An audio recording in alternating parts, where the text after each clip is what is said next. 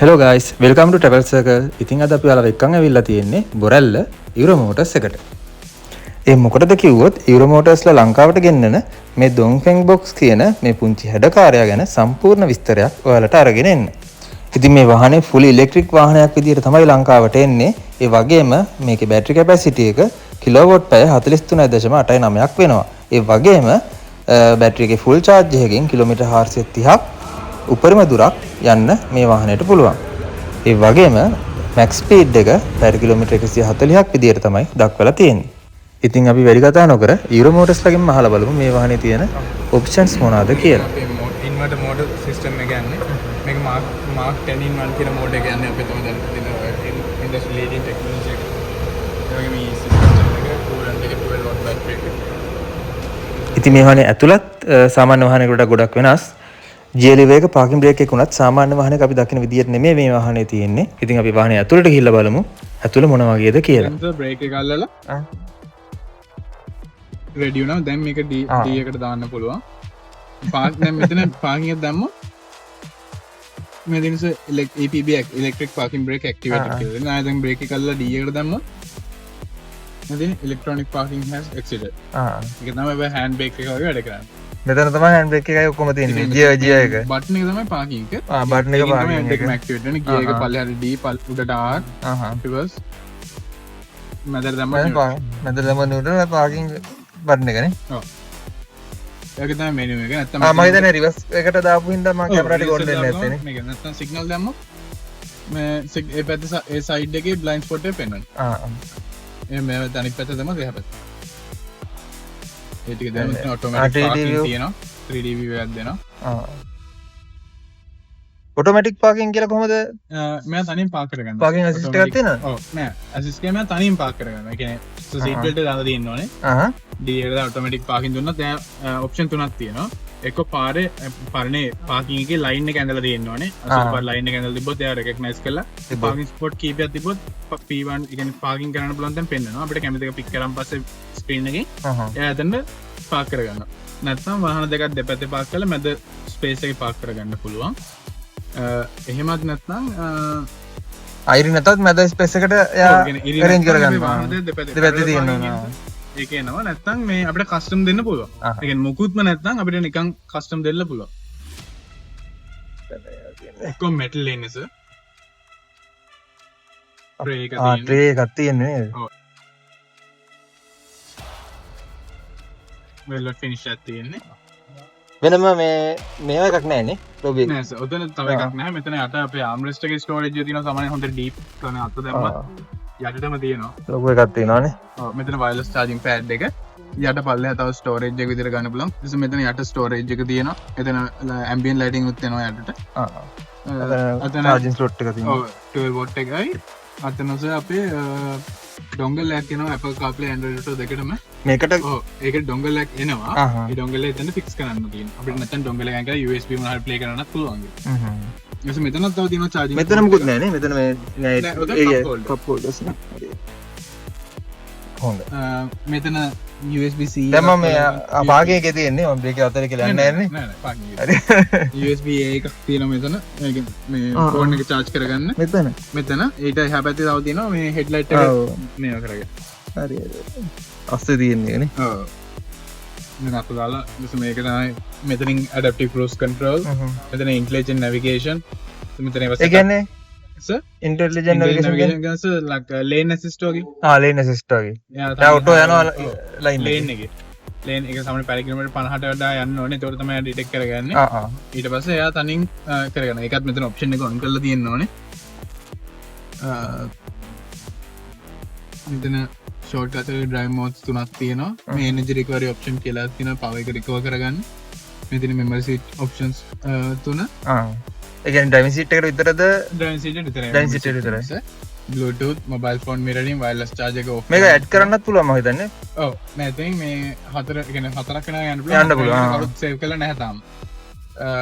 as a lighting exterior light ගියොත් මෙයාගේ auto දාන්න පුළුවන් intelligent high and low beam කියලා option එකක් තියෙනවා. ඒ කියන්නේ ඉස්සරහ වාහන ඩිටෙක්ට් කරලා ලෝ කරගන්නවා. වටේ තියෙන environment එක හැටියට වැඩ කරන්නේ. නැත්නම් අපිට ඒක ඕන නැත්නම් manual දාලා අපිට අතින්ම මේ ඉතින් හෙඩ් එක ඔෆ් කරලා හෙඩ් එක දාන්න ඕක කරන්න පුළුවන්. අපිට ඔටෝම මෙතන ලයිට් තියෙන මෙතන ඔව් හෙඩ් එක. ඔව් උඩට කියන්නේ අර පොඩි ෆ්ලෑෂ් කරන එක. මේ පල්ලෙහාට දැම්මොත් තමයි මේ හෙඩ් එක වැටෙන්නේ. හැබැයි වයිපරෙත් මෙතනට එන්නේ නේ වයිපර් එක.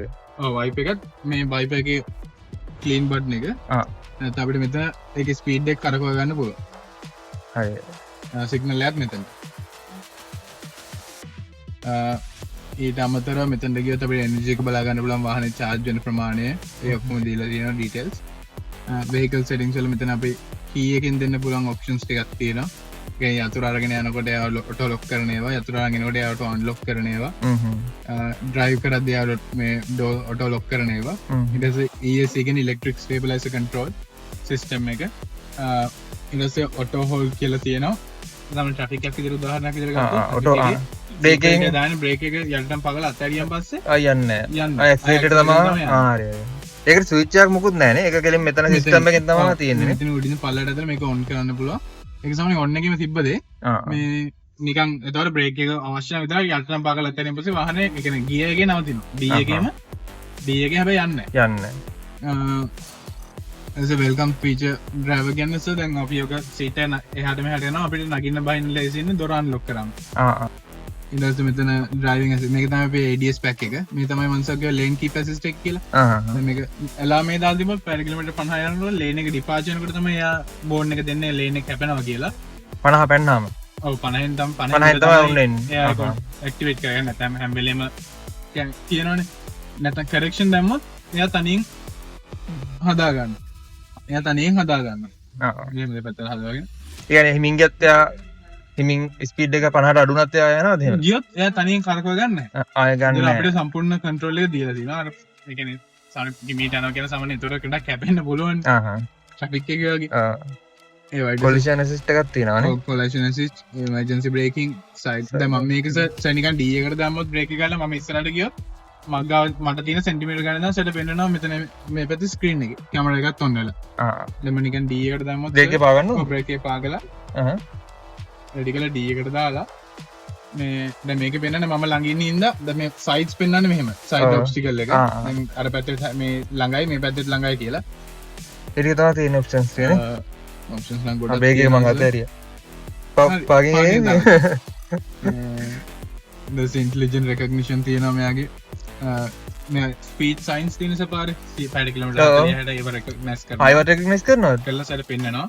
මේ ඒක හැබැයි දැන් 60 තියෙන දැනක අපි 60 එක්සිට් කරනවා නම් එයා රිමයින්ඩර් එකක් දෙනවා මේ ඕවර් ස්පීඩ් කරනවා කියලා. එතකොට ඒ වගේම දැන් මෙතන රිමයින්ඩර් දැම්මොත් දැන් 60 නම් එයා 60 කියලා පෙන්නනවා. ඒ කියන්නේ 60 කියන්නේ 60ට 65 60 අපිට මෙතන සෙට් එකක් තියන්න පුළුවන් නේද? නෑ ඒ කියන්නේ රිමයින්ඩර් ඒවට ලිමිට් බලාගෙන ඒකට adjust වෙනවා. ඊට යනවා නම් එහෙමයි. කන්ට්‍රෝල් දැම්මොත් අපිට වාහනේ ඊට වඩා යන්නේ නැහැ. දැන් ඊට පස්සේ 5 කිලෝමීටර්ස් 10 කිලෝමීටර්ස් එක පොඩි ඩීවියේෂන් එකක් දෙන්න පුළුවන්. දැන් 60 තිබ්බට අපි 65 වෙනකන් යන්න පුළුවන් කියලා. 70න් පස්සේ තමයි ආ alarm එක දෙන්නේ. ඒ ඔප්ෂන්ස් ටික ඔක්කොම තියෙනවා. එන 6 speaker sound system එකක් තියෙනවා. මෙතන අපිට වොලියුම් ඇඩ්ජස්ට් කරන්න මේ 1 by 1 යන්නේ. නැත්නම් අපිට අතන ෂෝට්කට්ස් වලින් මේ ඔක්කොම කරගන්න පුළුවන්. vehicle fine ඒ කියන්නේ sounds තියෙනවා. ඊට අමතරව system volume මෙතන central එකේ අපිට මොන ස්පීකර් එකද වැඩ කරන්නේ කියලා තමයි අපිට music play කරලා පිටිපස්සට විතරක් ඇහෙන්න දාන්න අපිට පුළුවන්. play කරන්න පුළුවන්. නැත්නම් seat එකක් විතරක් focus කරලා සින්දුව අහන්න පුළුවන්. ඒක දීලා තියෙන්නේ. equalizer setup එකක් තියෙන vehicle settings වල ගියොත් මේකේ real time tire pressure එක පෙන්නනවා. ඊට පස්සේ මෙතන දැනට කොච්චරක් දුවලා තියෙනවද? ඊළඟ මේන්ටෙනන්ස් වල කිලෝමීටර් කීයක් තියෙනවද? ඒක vehicle score vehicle health එකේ score එකක් දීලා තියෙනවා. ඒ details එක තමයි සර් තියෙන්නේ. ඊට අමතරව AC එක මෙතනින් control කරගන්න පුළුවන්. මෙතන ඉන්න මෙතන heated and ventilated seats මෙතන තියෙනවා. level 3ක් වෙනකම්. ඒක 1 2 3 කියලා අඩු කරගන්න පුළුවන්. ඒ වගේම heat එකක් තියෙනවා. temperature control කරන්න මෙහෙම. දෙන්නට දෙපැත්තෙන් පුළුවන් නේ. ඔව් එකම දෙන්නගෙන් sync කරලා තියෙන්නේ. මේ ඊට පස්සේ air flow එකයි ventilation normal වාහනේ වගේම තමයි මෙතන තියෙන defogging. දැන් මේ ඔප්ෂන්ස් එක තියෙන හොඳ ඇග්‍රෙසිව් AC එකක් තියෙනවා. සමහර AC එක full දැම්මොත් එimhe සමහර කතා කරන තැඩිය ඇහෙන්නේ තරමට මෙයා පැන වැඩ කරනවා. එimhe ඇදලා දාන්න පුළුවන්. සර් නිකන් ඩ්‍රැග් කරොත්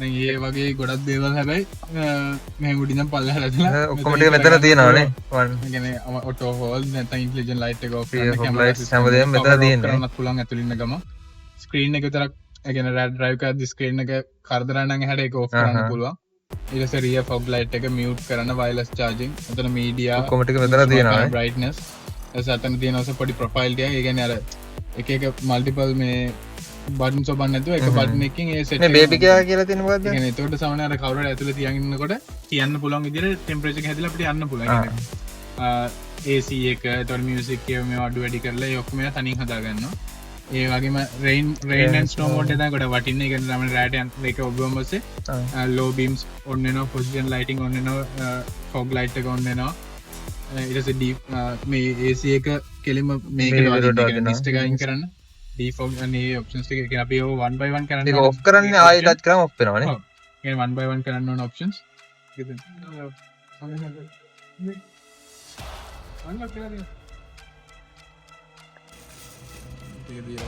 මේක ටච්ද තියෙන්නේ ඒක ටච් නේ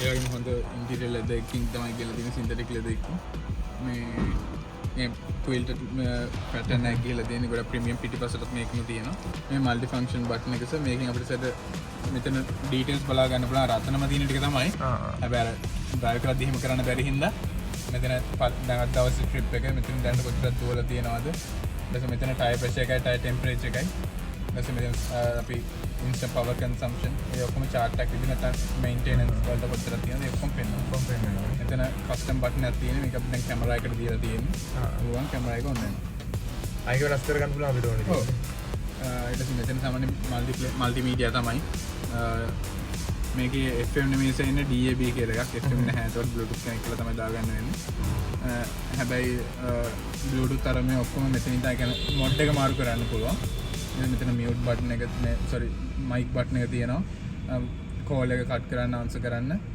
මෙතනින් නෝමල් මල්ටිමීඩියා පැත්ත තමයි මේක තියෙන අර පැත්ත ඩ්‍රයිවිං පැත්ත මෙතනින් මිරර් එක ඇඩ්ජස්ට් කරන්න පුළුවන් කඩලා නැත්නම් මිරර් එක ෆෝල්ඩ් කරන්න මේ ජොයිස්ටික් එක සම්පූර්ණයෙන් පස්සටම දැම්මම පස්සේ මිරර් එක ෆෝල්ඩ් වෙනවා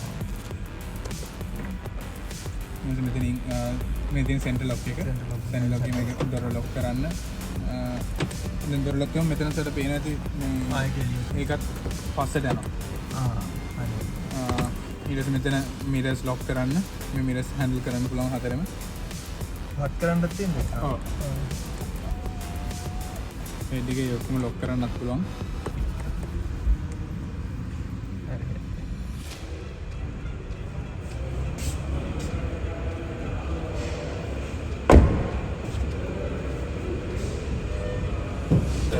යට තියෙන ටූල් කිට් එක ටෝ එක තියෙනවා ග්ලූ බොටල් එක තියෙනවා ජැකට් එකයි වෝනින් ට්‍රයැන්ගල් එකයි දීලා තියෙනවා මේකේ මේ අස්පියා වීල් මේවට නෑනේ ඉතින් මේ වගේ ලගේජ් කැපැසිටි එක ලීටර් 326ක් වෙනවා ඒ වගේම රියර් සීට්ස් නවලා අපිට ඒක 945ක් දක්වා වැඩි කරගන්න පුළුවන් ඒ වගේම විශේෂයෙන් කියන්න ඕන මේක කාර් එකක් වුණාට අපිට මේකේ 17 inch alloy wheels බලා ගන්න පුළුවන් මේ වාහනේ ඩයිමෙන්ෂන්ස් ගැන කතා කරොත් දිග මිලිමීටර් 4020ක් පළල මිලිමීටර් 1830ක් වගේම උස මිලිමීටර් 1570ක් විදිහට තමයි අපිට බලා ගන්න පුළුවන් වෙන්නේ. මේ වාහනේ වොරන්ටි එක ගැන කතා කරොත් පාර්ට්ස් වගේම සර්විස් එකට 1 year ඕ කිලෝමීටර් 20000ක් දක්වා වොරන්ටි එකක්. ලේබර් ෆ්‍රී සර්විසස් වලට අවුරුදු 3ක් හෝ කිලෝමීටර් 60000ක් දක්වා වොරන්ටි එකක්. බැටරි එකට අවුරුදු 8ක් හෝ කිලෝමීටර් 200,000ක් දක්වා වොරන්ටි එකක් යුරෝ මෝටර්ස් ලගින් මේ වාහනයට අපිට දෙනවා. එහෙනම් අද අපි ගිහින් එන්නම් ඔයාලා හැමෝටම සුබ දවසක්.